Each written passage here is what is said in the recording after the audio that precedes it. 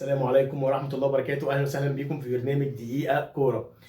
إيه الجمال ده؟ إيه الأهلي ده؟ إيه ده يا أهلي ده؟ كل 3 4 أيام بطولة، مرة زمالك، مرة بيراميدز، الأهلي سوبر يد وسوبر مصر قدم وسوبر كل حاجة، الأهلي طول عمره سوبر. طبعا الكلام ده لما يكون زملكاوي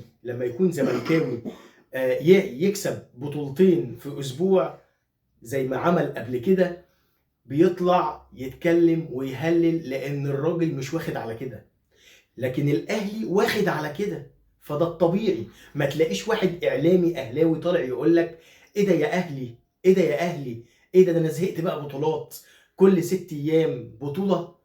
ده انتوا مفترين قوي يا زمالك، ده انتوا مفترين قوي يا اهلي. تمام. لما تيجي تقول لك يجي يقول لك ده الزمالك خد بطولتين. ده مش الاهلي اللي يفرح في اسبوع ولا اسبوعين ولا سنه ياخد بطولتين فيهلل ويطلع السما بالبطولتين دول. ليه؟ عشان ده الاهلي. الاهلي بيعمل ايه بقى؟ افهمك الاهلي بيعمل ايه يا اعلامي يا زملكاوي يلي بتطلع تقول الكلام ده. الاهلي بيعمل ايه؟ انا هفهمك يمكن تعملوا زينا. الاهلي بيعمل ايه؟ الاهلي بياخد بطوله، هي ابطال ونفرح والدنيا زي الفل. يلا اللي بعده، اللي بعده، عشان ناخد البطوله اللي بعدها. خدنا بطوله اللي بعده، احنا نسينا خدنا ايه اصلا. وساعه الاهلي لا قدر الله لما بيخسر بطوله، الدنيا كلها بتبقى زعلانه.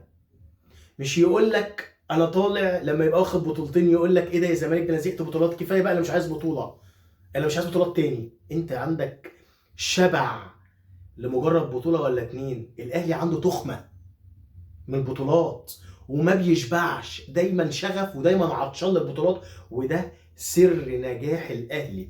اتفرج على الاهلي في جميع الالعاب، قدم، سله، يد. اي نعم الطايره اللي كنا مسيطرين عليها المواسم اللي فاتت وقعنا فيها الموسمين دول، ولكن لنا عوده.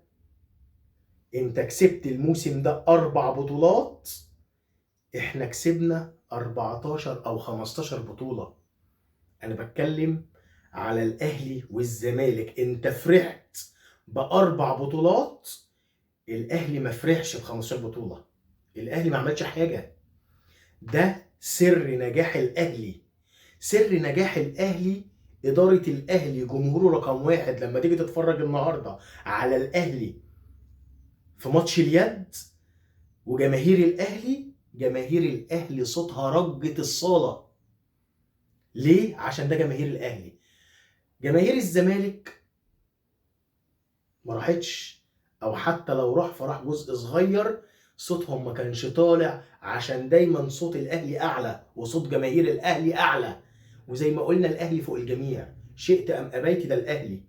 الاهلي اللي لو الزمالك او اي فريق مصري او حتى منتخب مصر لو اخفق في البطولات القاريه، مفيش غيره اللي يرفع راسك هو الاهلي في البطولات القاريه والعالميه كمان. ليه؟ عشان ده الاهلي. الاهلي منظومه اوروبيه على ارض مصريه. مفيش غير بس اعداء النجاح امثال اتحاد الكوره وامثال الاعلام الزملكاوي. ويمكن هو سبب ويمكن اعلام الزملكاوي هو السبب فشل الزمالك ومالوش تاثير على الاهلي خالص. كل اللي انت بتعمله كاعلام زملكاوي هو انك بتحقد وبكلك نار، والحقد والنار دي ما بتحرقش غيرك انت، عشان انت مش مركز في نفسك. لما تتفرج على قناة الاهلي اللي ذاعت ماتش الاهلي والزمالك في السوبر الافريقي، مباراة الاهلي وقناة الاهلي اهتمت بيها. الزمالك ما نقلتش الماتش، اون تايم سبورت ما ذاعتش الماتش. لو قلت لي الناس دي مش واخده الحقوق، هقول لك على الاقل الزمالك يتابع نتيجه زي ما الاهلي بيعمل في البطولات القاريه. لو ما عندوش الحقوق فالاهلي او قناه الاهلي بتتابع دقيقه بدقيقه.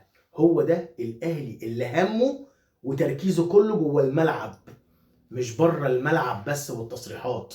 لو انت زملكاوي وكل تفكيرك في الزمالك وفي ان انت تنجح الزمالك او تدعم الزمالك، على الاقل على الاقل لما يكون في ماتش للزمالك، كرة، طايرة، قدم، سلة، يد، ايا كانت اللعبة، لو بطولة قارية ومعكش الحقوق بتاعتها، فحضرتك تقدر تنقلها نتيجة دقيقة بدقيقة علشان تتابع ناديك اللي انت بتدعي انك بتحبه.